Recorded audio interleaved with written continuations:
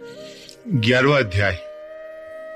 इस अध्याय में अर्जुन कृष्ण का दिव्य रूप देखना चाहता है। श्री भगवान पार्थ को दिव्य दृष्टि देकर उसको अपना दिव्य रूप दिखाते हैं। उस दिव्य विराट रूप का वर्णन किया गया है। अर्जुन का भगवान से निवेदन और भगवान की स्तुति के श्लोक, न्यायाधीश भगवान का विकराल रूप, भगवान की अर्जुन पर कृपा का आश्वासन, ये सब इस अध्याय में है। अध्याय। अर्जुन केशव से विनती करता है, हे केशव, तूने जो मुझ पर कृपा करके आत्मा के संबंध में मुझे जो यह परम रहस्य बताया है, उससे मेरा मोह समाप्त हो गया है। मैंने तुझसे वस्तुओं के विनाश और जन्म के बारे में और साथ ही तेरे कभी भी नष्ट ना होने वाले गौरव के बारे में विस्तार से सब कुछ सुना है, जिसे मैं पूरा पूरा सत्य मानता हूं और जिसे सुनकर मैं तुम्हारा दिव्य ईश्वरीय रूप देखना चाहता हूं। यदि तू समझता है कि मुझे वह रूप दिखाई दे सकता है, तो हे भगवान, तू मुझे वह अपना कभी भी नष्ट न होने वाला दिव्य रूप दिखा। अर्जुन की इस विनती पर श्री भगवान उस पर कृपा करते हैं और कहते हैं, लो पार्थ, तू मेरे सैकड़ों हजारों नाना प्रकार के तथा अलग अलग रंगों और अलग अलग आकारों वाले दिव्य रूप को देख। तो आदित्यों को, वसुओं को, रुद्रों को, दोनों अश्विन कुमारों को, मरुतों और देवताओं के विभिन्न और अलग अलग रूपों को देख, और भी मेरे आश्चर्य भरे रूपों को देख, जिन्हें तूने पहले कभी नहीं देखा। आज तू यहाँ सारे जगत को, इस सारी सृष्टि को, सब चराचरों को और इसके अलावा जो कुछ तू देखना चाहता है, उस सब को तू मेरे शरीर में एक ही जगह इकट्ठा हुआ देख। लेकिन तू मुझे अपनी इन मानवीय आंखों से नहीं देख पाएगा। मैं तुझे दिव्य दृष्टि देता हूं। तू मेरे दिव्य रूप और ऐश्वर्य को देख। यह कहकर महान योगेश्वर हरि ने अर्जुन को दिव्य दृष्टि दी और उसके सामने अपना सबसे श्रेष्ठ और दिव्य विराट रूप प्रकट किया। वह रूप अनेक मुखों और नेत्रों वाला था। उसमें अनेक आश्चर्यजनक दृश्य थे। उसने अनेक दिव्य आभूषण, वस्त्र और मालाएं पहनी हुई थी। उसने अनेक दिव्य शस्त्र उठाए हुए थे, दिव्य गंध और लेप लगाए हुए थे। वह रूप सभी आश्चर्यों से भरा हुआ था। वह दिव्य, तेज वाला, अनंत और सर्वव्यापी था। यदि आकाश में हजारों सूर्य एक साथ चमक और दमक उठे, तो भी वो उस दिव्य विश्व रूप परमात्मा के महान तेज के बराबर शायद ही हो सके। वहां अर्जुन ने उस देवों के भी देव के शरीर में अनेक रूपों में बटे हुए सारे संसार को, सारी सृष्टि को एक ही जगह इकट्ठा देखा। तब अर्जुन आश्चर्यचकित हो गया। उसके रोंगटे खड़े हो गए। उसने सर झुकाकर, हाथ जोड़कर भगवान को प्रणाम किया और कहा, हे भगवान, मैं तुम्हारे शरीर में सभी देवताओं को और अलग अलग प्रकार के प्राणियों के समूहों को देख रहा हूं। मैं कमल के आसन पर बैठे विधाता ब्रह्मा, भगवान शिव तथा सभी ऋषियों और दिव्य सर्पों को देख रहा हूं। मैं तुझे सब ओर अनंत रूपों में देख रहा हूं। तेरी अनेक भुजाएं, पेट, मुख और नेत्र हैं, जो सभी ओर फैले हुए हैं, जिनका मुझे ना तो आदि, न मध्य और ना ही अंत दिखाई देता है। मैं तुझे मुकुट, चक्र और गदा धारण किए हुए, सभी ओर दमकते हुए प्रकाश के तेज समूह के रूप में देख रहा हूँ। जिसे देख पाना भी बहुत कठिन है, जो सब ओर से धधकती हुई आग और सूर्य के समान चकाचौंध करने वाला है। तू अनश्वर भगवान है, जिसका ज्ञान प्राप्त किया जाना चाहिए। तू इस संसार का पूर्ण आधार है।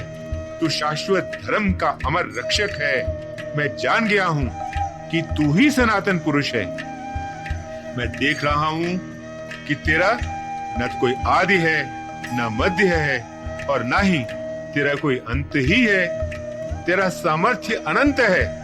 तेरी अनगिनत भुजाएं हैं। सूर्य और चंद्रमा तेरे नेत्र है।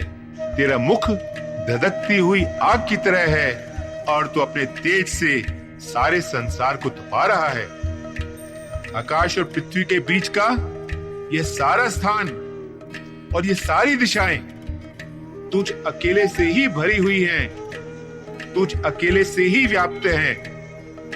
जब तेरा ये आश्चर्यजनक भयानक रूप दिखाई देता है, तो तीनों लोग कांप उठते हैं।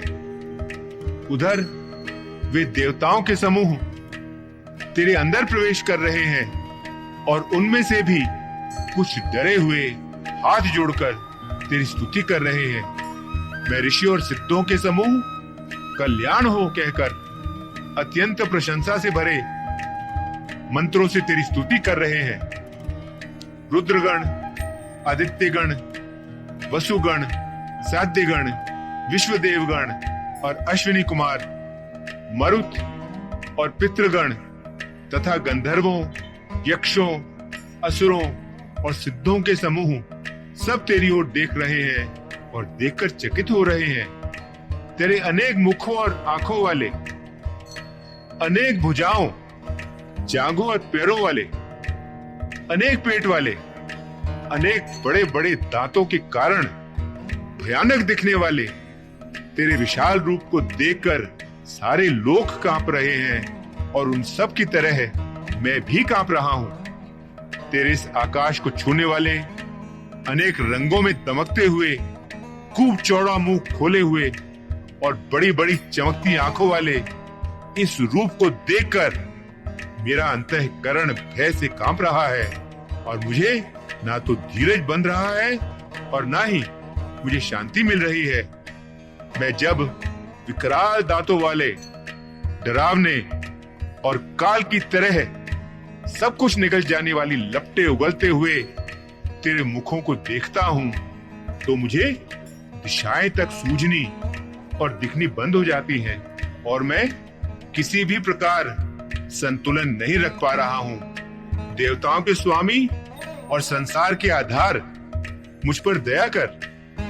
उधर सभी राजाओं के समूह के साथ धृतराष्ट्र के पुत्र भीष्म, द्रोण, कर्ण तथा हमारे पक्ष के भी प्रमुख योद्धा तेरे डरावने मुखों में, जो बड़े बड़े दांतों के कारण बहुत भयानक लग रहे हैं, उनमें घुसे जा रहे हैं। जैसे नदियों की अनेक तेज धाराएं समुद्र की ओर दौड़ती चली जाती हैं और उसमें प्रवेश करती हैं, वैसे ही इस पृथ्वी लोक के वीर योद्धा तेरे लपटे उगलते हुए मुखों में घुसे जा रहे हैं। जैसे पतंगे जोर से जलती हुई आग पर अपने ही विनाश के लिए तेजी से झपटते हुए आते हैं, वैसे ही ये लोग अपने विनाश के लिए तेरे मुखों में कूद रहे हैं। हे विष्णु, अपने जलते हुए मुखों से सब ओर के लोगों को निगलता हुआ तो उन्हें चाट रहा है। तेरी आग से भरी किरणें इस सारे संसार को अपने भयंकर तेज से झुलसा रही हैं। देवताओं में श्रेष्ठ, मुझे बता कि इतने भयानक रूप वाला तू कौन है? तुझे प्रणाम है, मुझ पर दया कर। मैं जानना चाहता हूँ कि तू आदिदेव कौन है, क्योंकि मैं तेरे कार्यकलाप, तेरी प्रकृति, तेरे प्रयोजन को नहीं जानता। अर्जुन की इस गुहार पर श्री भगवान उससे कहते हैं, पार्थ, मैं समस्त लोगों को विनाश करने वाला काल हूँ, जो यहाँ इन लोगों का दमन करने में लगा हुआ हूँ। दोनों सेनाओं में खड़े हुए ये योद्धा तेरे कर्म के बिना भी नहीं बचेंगे। इसलिए तू उठ, खड़ा हो जा, अपने शत्रुओं को हराकर तू इस समृद्ध राज्य का आनंद ले और यश प्राप्त कर।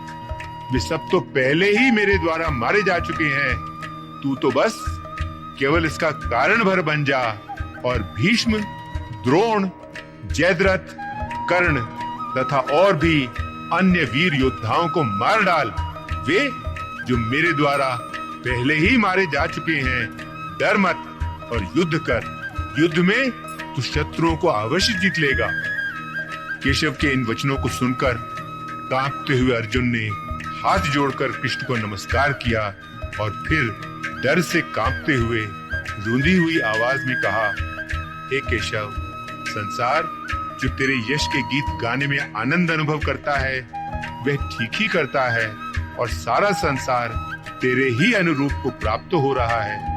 भयभीत राक्षस डर कर सब दिशाओं में भाग रहे हैं और सिद्धों के समूह तुझे आदर से प्रणाम कर रहे हैं। और वे तुझे प्रणाम क्यों ना करें, क्योंकि तू तो आदि सृष्टिकर्ता ब्रह्मा से भी महान है। हे संसार के स्वामी, हे अनंत, हे जगत के आधार, हे अविनाशी, तू सत्य भी है, असत्य भी है और उससे भी परे जो है वह तू ही है। क्योंकि तू देवों में सर्वप्रथम है, तू ही इस संसार का परम आश्रय है, तू ही जानने वाला है और तू ही जानने योग्य है और तू ही सर्वश्रेष्ठ लक्ष्य है। तूने ही इस संसार को व्याप्त किया हुआ है। तू वायु है, तू अग्नि है, तू वरुण है, तू यम है, तू चंद्रमा है और तू सबके प्रजापति ब्रह्मा का भी पितामह है। तुझे हजार बार नमस्कार, तुझे बार बार नमस्कार, तुझे सामने से नमस्कार, तुझे पीछे से नमस्कार। तू सर्व रूप है, तुझे सब ओर से नमस्कार। तेरी शक्ति की तो कोई सीमा ही नहीं है और तेरा बल अनंत है। तू सब में रमा हुआ है, इसलिए तू सब कुछ है। तेरी इस महिमा को और तुझे ईश्वर न जानते हुए और ये समझते हुए कि तू मेरा साथी है, मैंने प्रमाद से या प्रेम के कारण अनजाने में तुझे जो हे कृष्ण, हे यादव, हे मित्र आदि हठपूर्वक कहा है और कभी खेल में, कभी बिस्तर पर लेटे हुए, कभी भोजन के समय अकेले में या अन्य लोगों के सामने हंसी मजाक में मैंने जो तेरे प्रति कभी भी कोई भी अनादर प्रकट किया हो, उसके लिए हे प्रभु मैं तुझसे क्षमा मांगता हूँ। तू तो इस सारे चराचर जगत का पिता है, तू इस संसार का पूजनीय और आदरणीय गुरु है। तीनों लोकों में तेरे समान और कोई नहीं है, फिर तुझसे अधिक तो कोई हो ही नहीं सकता। इसलिए मैं अपने शरीर को तेरे सामने साष्टांग झुकाकर और प्रणाम करके मैं तुझ आराधनीय प्रभु को प्रसन्न करना चाहता हूँ। तू मेरे व्यवहार को वैसे ही क्षमा कर जैसे पिता पुत्र के, मित्र मित्र के या प्रेमी अपने प्रियतम के व्यवहार को क्षमा कर उसे सहन करता है। मैंने तुम्हारा वह आश्चर्यमय रूप देखा है जिसे इससे पहले किसी और ने कभी नहीं देखा और जिसे देखकर मुझे आनंद हुआ है, लेकिन मेरा हृदय भय से कांप रहा है। हे प्रभु, मुझ पर प्रसन्न हो और मुझे फिर अपना पहला मानवीय रूप ही दिखा। हे हजारों भुजाओं वाले विराट रूप भगवान, मैं तुझे पहले की तरह मुकुट पहने, गदा और चक्र हाथ में लिए हुए देखना चाहता हूँ। हे भगवान, तू फिर अपना मानवीय रूप ही दिखा। अर्जुन के इस निवेदन पर श्री भगवान उससे कहते हैं, पार्थ, मैंने प्रसन्न होकर अपनी दिव्य शक्ति से तुझे ये परम रूप दिखाया है जो तेज से भरा, विश्वव्यापी, अनंत और आद्य है, जिसे मनुष्य लोक में तेरे सिवाय और तुझसे पहले किसी और ने कभी नहीं देखा। मेरे इस भयानक रूप को देखकर तू घबरा मत, मोहग्रस्त और विचलित भी मत हो। भय को त्याग कर प्रसन्न होकर तू फिर मेरे पहले रूप को देख। वासुदेव ने अर्जुन से यह कहकर फिर अपना पहला स्वरूप दिखाया और अपना सौम्य मानवीय रूप धारण करके अर्जुन को धीरज दिया। भगवान का मानवीय रूप फिर देखकर अर्जुन शांत हुआ और उसने कहा, हे भगवान, तेरे इस सौम्य मानवीय रूप को देखकर मैं स्थिर चित हो गया हूं और अपनी स्वाभाविक स्थिति में फिर लौट आया हूं। तब श्री भगवान ने अर्जुन से कहा, पार्थ, तूने मेरे वह रूप देखा है जिसे देख पाना बहुत कठिन है। देवताओं को भी यह रूप देखने की सदा लालसा लगी रहती है। तूने मुझे अभी जिस रूप में देखा है, उस रूप में मुझे ना तो वेदों के अभ्यास द्वारा, न शास्त्रों के अध्ययन द्वारा, न कर्म कांड की क्रियाओं द्वारा, न दान द्वारा, न कठोर तपस्या द्वारा और ना ही यज्ञों द्वारा देखा जा सकता है। इन सभी साधनों से भी मुझे संसार में इस रूप में नहीं देखा जा सकता, लेकिन अनन्य भक्ति द्वारा मुझे इस रूप में जाना जा सकता है, सचमुच देखा जा सकता है और मुझ में प्रवेश भी किया जा सकता है। जो व्यक्ति केवल मेरे लिए ही कर्म करता है, जो मुझे ही अपना लक्ष्य मानता है, जो मेरी ही उपासना करता है, जिसे कोई भी आसक्ति या लगाव नहीं है और जो किसी भी प्राणी के प्रति शत्रुता और द्वेष की भावना नहीं रखता, वह मुझ तक अवश्य पहुंच जाता है।